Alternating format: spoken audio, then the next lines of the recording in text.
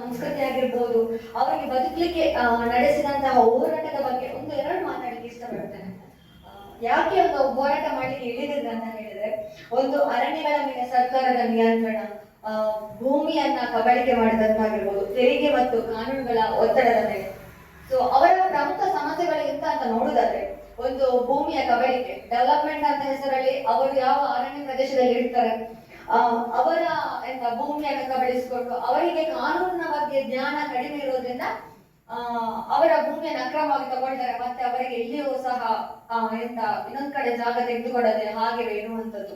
ಮತ್ತೆ ಅರಣ್ಯ ಹಕ್ಕುಗಳ ಕೊರತೆ, ಅಂದ್ರೆ ಅರಣ್ಯದಲ್ಲಿ ಅವರು ವಾಸಿಸುವ ಅರಣ್ಯ ಪ್ರದೇಶದಲ್ಲಿ ಇರುವವರಿಗೆ ಅರಣ್ಯದ ಮೇಲೆ ನಿರ್ಬಂಧವನ್ನ ಏರಿಸುವಂತದ್ದು.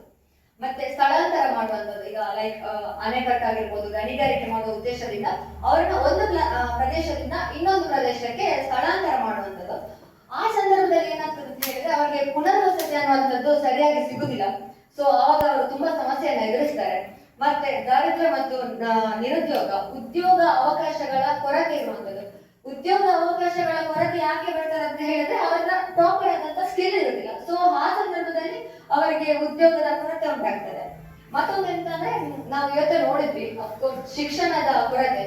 ಅವರನ್ನ ಸ್ಥಳಾಂತರಿಸಿ ಮಾಡಿ ಎಲ್ಲೋ ಒಂದು ಸರ್ಕಾರ ಅವರಿಗೆ ಒಂದು ಜಾಗವನ್ನು ಕೊಟ್ಟಿರ್ತಾರೆ, ಅಲ್ಲಿಂದ ತುಂಬಾ ದೂರ ಅವರಿಗೆ ಸ್ಕೂಲ್ ಇರ್ತದೆ, ಪ್ರಾಪರ್ ಆಗಿ ಹೋಗ್ಲಿಕ್ಕೆ ಟ್ರಾನ್ಸ್ಪೋರ್ಟ್ ವ್ಯವಸ್ಥೆ ಇರುತ್ತಿಲ್ಲ.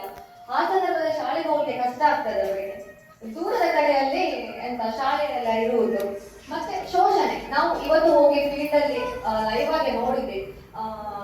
ಹೆಂಗಸರಿಗೆ ₹370 ವೇಜ್ ಕೊಡುದಾದ್ರೆ ಗಂಡಸರಿಗೆ 700 to 900 ಕೊಡುವಂಥದ್ದು. ಸೊ ಅವರ ಮೇಲೆ ಶೋಷಣೆ ಮಾಡುವಂಥದ್ದು, ಕಡಿಮೆ ವೇತನಕ್ಕೆ ಅವರನ್ನು ದುಡಿಸುವಂಥದ್ದೆಲ್ಲ. ಮತ್ತೆ ಆದಿವಾಸಿಗಳಿಗೆ ಬೆಂಬಲ ನೀಡುವ ಬಾಹ್ಯ ಸಂಸ್ಥೆ ಮತ್ತು ವ್ಯಕ್ತಿಗಳು ಯಾರೆಲ್ಲ ಅಂತ ನೋಡುದಾದ್ರೆ, ಒಂದು ಪ್ರಧಾನ ಅಂತ, ಇದು ಗ್ರಾಮೀಣ ಮತ್ತು ಆದಿವಾಸಿ ಪ್ರದೇಶದಲ್ಲಿ ಜೀವನೋಪಾಯ ಅಭಿವೃದ್ಧಿಗೆ. ಮತ್ತೊಂದು ಸೇವಾ, ಮಹಿಳಾ ಆದಿವಾಸಿಗಳ ಉದ್ಯೋಗ ಮತ್ತು ಹಕ್ಕುಗಳ ಬೆಂಬಲಕ್ಕೆ ಇದು NGO ಕೆಲಸ ಮಾಡ್ತದೆ. ಮತ್ತೆ ಸಾಮಾಜಿಕ ಹೋರಾಟಗಾರರು ಅಂತ ನೋಡಿದರೆ ಮೇಧಾ ಪಟ್ಕರ್, ಅಫ್ಕೋರ್ಸ್ ನಿಮ್ಗೆ ಗೊತ್ತಿರ್ಬೋದು, 1980 ನರ್ಮದಾ ಬಚಾವ್ ಆಂದೋಲನದ ಸಂದರ್ಭದಲ್ಲಿ ಏನಾಗ್ತದೆ ಅಂತ ಹೇಳಿದ್ರೆ ಅಲ್ಲಿರುವಂತಹ ಆದಿವಾಸಿ ಜನಗಳನ್ನ ಬೇರೆ ಕಡೆಗೆ ಸ್ಥಳಾಂತರಿಸ್ತಾರೆ. ಅವರ ಹಕ್ಕುಗಳಿಗಾಗಿ ಮೇಧಾ ಪಟ್ಕರ್ ಹೋರಾಟ ಮಾಡಿರುವಂತದ್ದು. ಮತ್ತೊಂದು ಬಾಬಾ ಅಂತೆ, ಅವರು ಹಿಂದುಳಿದ ಸಮುದಾಯಗಳ ಅಪ್ಲಿಫ್ಟಿಗಾಗಿ ಹೋರಾಟ ಮಾಡ್ತಾರೆ. ಮತ್ತೊಂದು ನಮ್ಮ ಕೈಯಲ್ಲಿರುವಂತದ್ದು ಆದಿವಾಸಿ ಜನಾಂಗ ಅವರನ್ನ ಇನ್ನೂ ಕೂಡ ಮೇಲೆಗೆ ತರುವಂತದ್ದು. ಲೈಕ್ ಯಾವ ರೀತಿ ಅಂತ ಹೇಳಿದ್ರೆ, ಶಿಕ್ಷಣ ಮತ್ತು ಸಂಶೋಧನಾ ಸಂಸ್ಥೆಗಳು ಅವರ ಜೀವನ ಶೈಲಿ ಆಗಿರ್ಬೋದು, ಕಲ್ಚರ್ ಆಗಿರ್ಬೋದು, ಅದರ ಬಗ್ಗೆ ರಿಸರ್ಚ್ ಮಾಡಿ ಗವರ್ಮೆಂಟ್ ಗೆ ತಲುಪಿಸುವಂತದ್ದು. ಅವರು ಯಾವುದೆಲ್ಲ ಸಮಸ್ಯೆಗಳನ್ನು ಎದುರಿಸ್ತಿದ್ದಾರೆ, ಅವರಿಗೆ ಯಾವ ರೀತಿಯ ಪರಿಹಾರವನ್ನು ದೊರಕಿಸಿಕೊಡ್ಬೇಕು ಅನ್ನುವಂಥದ್ದು. ಮತ್ತೆ ಸ್ವಾತಂತ್ರ್ಯ ಪೂರ್ವದಲ್ಲಿ ಯಾವ ರೀತಿಯನ್ನು ಆದಿವಾಸಿಗಳು ಹೋರಾಟ ಮಾಡ್ತಿದ್ರು, ಮತ್ತೆ ಸ್ವಾತಂತ್ರ್ಯದ ನಂತರದಲ್ಲಿ ಯಾವ ರೀತಿ ಹೋರಾಟ ಮಾಡ್ತಿದ್ರು ನೋಡಿದ್ರೆ, ಫಸ್ಟ್ಗೆ ಸಂತಾಳ ದಂಗೆ ಅಂತ, ಇದು ಬ್ರಿಟಿಷರ್ ಮತ್ತು ಜಮೀನ್ದಾರರ ವಿರುದ್ಧ ನಡೀತದೆ. ಮತ್ತೊಂದು ನಮ್ದು ಆದಿವಾಸಿ ಹೋರಾಟ ಎಲ್ಲ ತನ್ಮನಿ ಬಿರ್ಸಾ ಮುಂಡಾ ಅವರು ಮಾಡುವಂಥದ್ದು, ಭೂಮಿಯ ಹಕ್ಕುಗಳಿಗಾಗಿ ಹೋರಾಟ ಮಾಡ್ತಾರೆ, ಸಣ್ಣ ಪ್ರಾಯದಲ್ಲೇ ಮಾಡ್ತಾರೆ ಅಂತ ಮುನ್ನಷ್ಟೇ ಸರ್ ಹೇಳಿದ್ರು. ಮತ್ತೆ ರಾಂಪಾ ದಂಗೆ ಅಂತ ಹೇಳಿ, ಇವರು ಅಲ್ಲೂರು ಸೀತಾರಾಮರಾಜ ನೇತೃತ್ವದಲ್ಲಿ ಇದು ನಡೆದಿರ್ತದೆ. ಮತ್ತೆ ಸ್ವಾತಂತ್ರ್ಯದ ನಂತರದ ನೋಡುದಾದ್ರೆ ಅಫ್ಕೋರ್ಸ್ ನಂದು ನರ್ಮದಾ ಬಚಾವ್ 1980 ನಡೆದಂತ, ಅಂದ್ರೆ ಅಣೆಕಟ್ಟು ಯೋಜನೆಗಳಿಗಾಗಿ ಆದಿವಾಸಿಗಳ ಸ್ಥಳಾಂತರ ಮಾಡುವುದಕ್ಕೆ ಅವರು ದಂಗೆದ್ದು ಅಲ್ಲಿ ನಿಂತಿರುವಂತದ್ದು. ಮತ್ತೆ ಜಾರ್ಖಂಡ್ ರಾಜ್ಯ, ಪ್ರತ್ಯೇಕ ರಾಜ್ಯ ಬೇಕು ಆದಿವಾಸಿಗಳಿಗೆ ಅಂತ ಹೇಳಿ ಹೋರಾಟ ಮಾಡಿರ್ತಾರೆ. ಕರ್ನಾಟಕದಲ್ಲಿ ನೋಡುವುದಾದ್ರೆ ನಾಗರಹೊಳೆ ರಾಷ್ಟ್ರೀಯ ಉದ್ಯಾನವನ ಪ್ರದೇಶದಲ್ಲಿ ಅರಣ್ಯ ಸಂರಕ್ಷಣೆ ಹೆಸರಿನಲ್ಲಿ ಅಂತ ಹೇಳಿದ್ರೆ ಆದಿವಾಸಿಗಳನ್ನ ಹೊರ ಹಾಕಿರೋ ವಿರುದ್ಧ. ಮತ್ತೆ ಜೇನು ಕುರುಬ, ಬೇಟೆ ಕುರುಬ ಇದರಲ್ಲಿ ಅವರು ಸಮುದಾಯದವರು ಭಾಗವಹಿಸಿರ್ತಾರೆ. ಸರ್ಕಾರ ಏನು ಪ್ರಮುಖ ಕಾನೂನುಗಳಂತ ಹೇಳಿದ್ರೆ, ಅರಣ್ಯ ಹಕ್ಕು ಕಾಯ್ದೆ 2006 ಅಲ್ಲಿ ಜಾರಿಗೆ ಬಂದಿರ್ತದೆ. ಆದ್ರೆ ಅದೇ ಅರಣ್ಯ ವಾಸಿಸುವ ಆದಿವಾಸಿಗಳಿಗೆ ಭೂಮಿ ಮತ್ತು ಅರಣ್ಯದ ಹಕ್ಕನ್ನು ಕೊಡುದಂತ ಹೇಳಿ ಕಾಯ್ದೆ ಜಾರಿಗೆ ಬಂದಿದೆ. ಅದು ಎಷ್ಟು ಸಕ್ಸಸ್ ಆಗಿದೆ ಬಿಟ್ಟಿದೆ ಅಂತ ನಂಗೆ ಗೊತ್ತಿಲ್ಲ. ಭೂ ಸ್ವಾಧೀನ ಮತ್ತು ಪುನರ್ವಸತಿ ಮತ್ತು ಪುನರ್ ಸ್ಥಾಪನೆ ಕಾಯ್ದೆ 2013 ಅಲ್ಲಿ ಬಂದಿರುವಂತದ್ದು. ಅದೇ ಜೇನು ಕುರುಬ ಆದಿವಾಸಿಗಳು ಅಲ್ಲಿ ಕಾಡಲ್ಲಿ ಅರಣ್ಯ ಪ್ರದೇಶದಲ್ಲಿ ಇರ್ತಾರೆ, ಅವರನ್ನು ಅಣೆಕಟ್ಟು ಅಭಿವೃದ್ಧಿಗಾಗಿ ಸ್ಥಳಾಂತರಿಸಿ ಅವರಿಗೆ ಭೂಮಿ ತೆಗೆದುಕೊಳ್ಳುವಾಗ ನ್ಯಾಯಸಮ್ಮತವಾಗಿ ಕೊಡುವಂತದ್ದು ಅವರಿಗೆ ಭೂಮಿಯನ್ನು. ಬಟ್ ಎಂತ ಮಾಡ್ತಾರೆ ಅಂತ ಹೇಳಿದ್ರೆ ಅಲ್ಲಿ ಕೂಡ ಕರಪ್ಷನ್, ದುಡ್ಡಿರುವವರು ಅವರಿಗೆ ಸ್ವಲ್ಪ ಹಣ ಕೊಟ್ಟು ಒಂದು 6 cents 5 cents ಎಲ್ಲ ಕೊಟ್ಟು ಅಲ್ಲಿ ಕರಪ್ಷನ್ಸ್ ಆಗಿ ಅವರ ಹಾಗೆ ಅಭಿವೃದ್ಧಿ ಆಗದೆ ನಿಂತಿದೆ.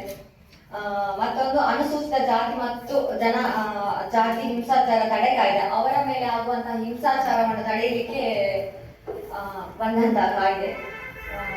ಮತ್ತೆ ಇನ್ನೂ ಸರಿಯಾಗದೆ ಉಳಿದಿರುವ ಸಮಸ್ಯೆ ಅಂತ ನೋಡಿದ್ರೆ, ಒಂದು ಭೂಮಿ ಕಬಳಿಕೆ, ರಸ್ತೆ ಎಲ್ಲ ನಿರ್ಮಾಣ ಮಾಡಿಕೊಡ್ತೇವೆ ಅಂತ ಹೇಳಿ ಡೆವಲಪ್ಮೆಂಟ್ ಮಾಡಿ ಅವರನ್ನ ಒಂದು ಜಾಗದಿಂದ ಇನ್ನೊಂದು ಜಾಗಕ್ಕೆ ಸ್ಥಳಾಂತರಿಸಿ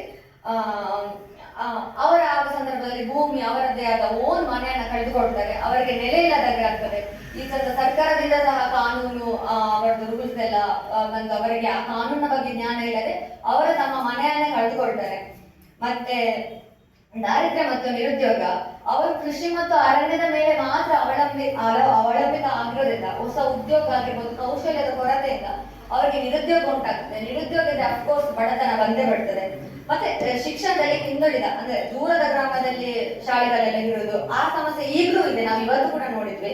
ಆರೋಗ್ಯದ ಸಮಸ್ಯೆ, ಪೌಷ್ಟಿಕ ಆಹಾರದ ಕೊರತೆ, ಎಲ್ಲೋ ಒಂದು ಕಡೆ ಆಸ್ಪತ್ರೆ, ಎಲ್ಲೋ ಒಂದು ಕಡೆ ಇವರ ಗ್ರಾಮೀಣ ಭಾಗದಲ್ಲಿ ಜೀವನ ನಡೆಸಿರುವಂತದ್ದು ಎಲ್ಲ. ಮುಂದೆ ಯಾವುದೆಲ್ಲ ಸಮಸ್ಯೆಗಳು ಅವರಿಗೆ ಬರ್ಬೋದಂತ ಹೇಳಿದ್ರೆ, ಭೂಮಿ ಮತ್ತು ಅರಣ್ಯ ಕಳೆದುಕೊಳ್ಳುವ ಅಪಾಯ. ಇನ್ನು ಕೂಡ ನಮ್ದು ಡೆವಲಪ್ಮೆಂಟ್ ಆಗ್ತಿರುವ ರಾಷ್ಟ್ರ, ಕಂಟ್ರಿ.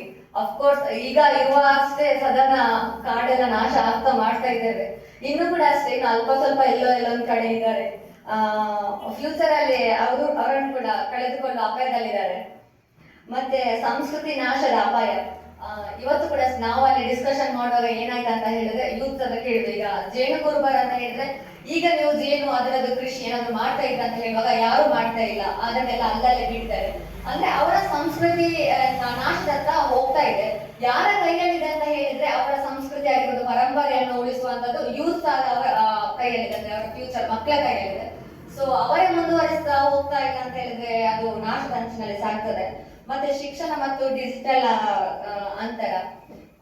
ಶಿಕ್ಷಣದಲ್ಲಿ ಈಗ AI ತಂತ್ರಜ್ಞಾನ ಎಲ್ಲ ಬಂದಿರ್ಬೋದು, ಅವರಿಗೆ ಅದರ ಬಗ್ಗೆ ಜ್ಞಾನ ಇಲ್ಲದೆ ಇರುವಂತದ್ದು, ತಂತ್ರಜ್ಞಾನದ ಬಗ್ಗೆ ಅರಿವಿರುವಂತದ್ದೆಲ್ಲ ಅವರಿಗೆ ಮುಂದೆ ಇದು ದೊಡ್ಡ ಸಮಸ್ಯೆಯಾಗಿ ಕಾಣ್ಬೋದು. ಮತ್ತೆ ಎಂತ ಅಂದ್ರೆ ಫ್ಯೂಚರ್ ಅಲ್ಲಿ ಅವರ ಸಂಸ್ಕೃತಿಯ ಅಳಿವಿನಂಚೆ ಹೋದಾಗ ಅದೊಂದು ಸಮುದಾಯ ಇದೆ ಅನ್ನುವಂಥದ್ದೇ ನಾಶ ಆಗುವ ಸಾಧ್ಯತೆ ಕೂಡ ಇದೆ. ಸೊ ಅದನ್ನು ಉಳಿಸ್ಲಿಕ್ಕೆ ಇನ್ನು ಕೂಡ ಗವರ್ಮೆಂಟ್ ಸರ್ಕಾರ ಅದರ ಬಗ್ಗೆ ಗಮನ ಹರಿಸುವುದು ತುಂಬಾ ಒಳ್ಳೆಯದು. Thank you.